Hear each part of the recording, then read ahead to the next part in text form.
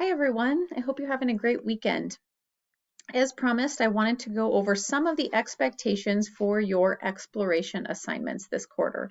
This week, our exploration assignment is on osteoporosis. So I'm looking at the assignment expectations under Module 2. So first and foremost, you need 2 sources for this paper. You can use your textbook for one. The other source should come from what we call the Gale Virtual Reference Library, and I'll show you how to locate that in a minute. I love the Gale library because it makes your job as the writer of this paper very easy, and I'll explain why in a minute. So minimum of 2 pages. Now, what does that mean? It means your paper should have a title page. It should have 2 pages of content. The body of your paper where you are discussing osteoporosis should be 2 full pages. And finally, you should have a references page. And the reference page gives credit to the sources that you used to research your paper. Last but not least, your paper should be formatted according to APA guidelines. Now, if you haven't done that before, it probably sounds a little overwhelming, but I'm going to make that piece of it very easy for you. So when you go to start your paper, this link, Structure and Function of the Human Body Guide, is going to be immensely helpful for you. So click on that Structure and Function of the Human Body Guide, and the second box down here is all about exploration assignments. It has a link to the Gale library, which I'll come back to. Tells you how do you know if a source is credible. In general, sources from .gov, .org are credible. Sources like Wikipedia are not credible, and you can click on this link for more information on that.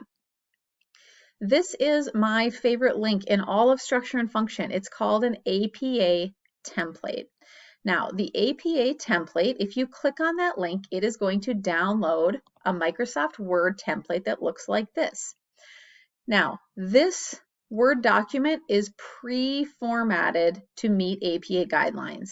So what you can do is you can just substitute your information here. So you're going to save this template to your computer, and then you can start entering your information. Your name, Rasmussen University, the course title, all of that. It couldn't be easier. And again, you're going to copy and paste or just type into this template the body of your paper. It also has a spot for your references. Going back to this Structure and Function guide, you can also get some help with research if you need that. You can click here to do so. If I keep scrolling down, I don't think I went through this with you guys in week 1. You're also going to find some fun study methods, so I'd highly recommend checking out some of these. Scrolling back up, let's look at the Gale library. The Gale library, again, is a really user-friendly site to research your information for the week. So I'm going to search osteoporosis and see what I can come up with. Now, if you want to search, remember your assignment is to look at how osteoporosis develops, the causes of osteoporosis, and if your relative can prevent osteoporosis. So say that you want to go in and say osteoporosis prevention. Comes up with 90 results. I'm going to just look at this first link here and see if I can find what I'm looking for. If I find what I'm looking for, and I want to use some of the information from this source, I need to do 2 things to use this source information properly. First, we are going to paraphrase this information. We are going to use the source information, but put it into our own words. Directly copying and pasting from a source is not proper use of source information, so please make sure to do that. The second thing we're going to do is we are going to provide a reference citation.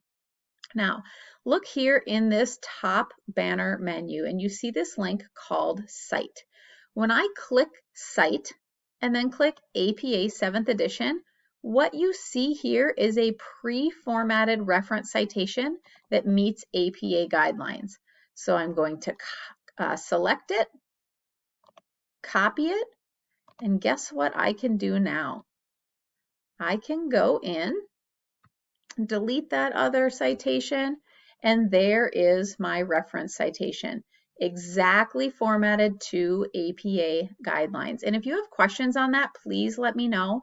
It is the best, most easy, straightforward way to get those correctly formatted APA reference citations. So I will post this video along with some good examples of student work from prior quarters and the grading rubric. So let me know if you have any questions, and have a great week.